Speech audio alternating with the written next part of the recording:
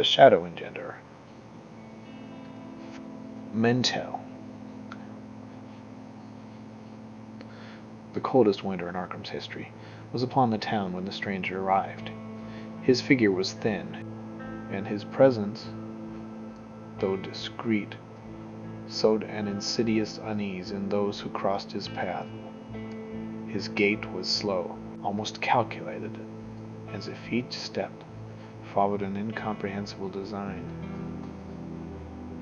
He wore a long black coat, his face hidden beneath a wide-brimmed hat, and his eyes, when one dared to look at them, reflected a bottomless abyss. He lodged at the inn on Pickman Street, a place as old as the town itself, whose hallways creaked with whispers of extinguished epochs.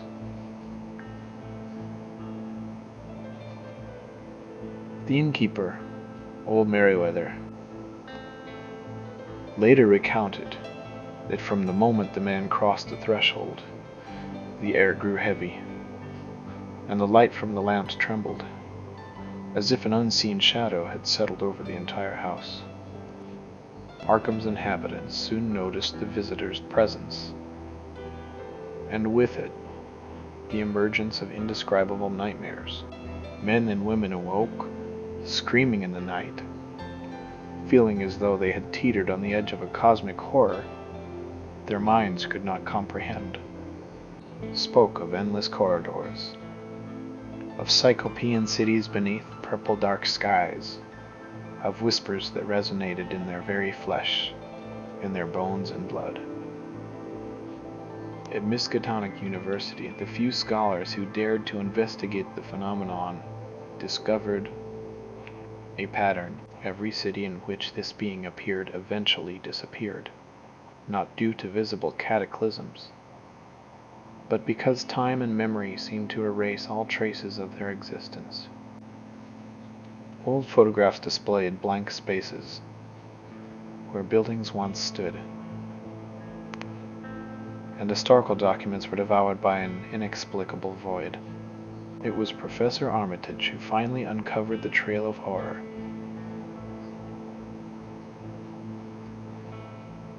In an almost illegible manuscript hidden in the library, most restricted section, it mentioned an ancient being, a man who had made a pact with unnameable forces to transcend common existence.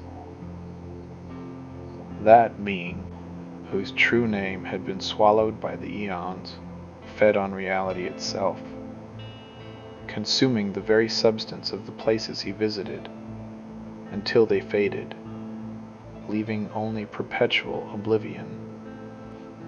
With growing dread, Armitage realized that time was running out. That entity no longer merely walked among the living, but had become a fissure in the fabric of the universe, a being existing in the cracks of the tangible. Arkham had already begun to vanish. Streets that had always been there were lost in the mist. Ancient buildings appeared as mere shadows in the memories of those who had once known them. With the few arcane knowledge resources at his disposal, Armitage gathered a group of students and prepared a ritual to expel the intruder, but on the night they carried it out,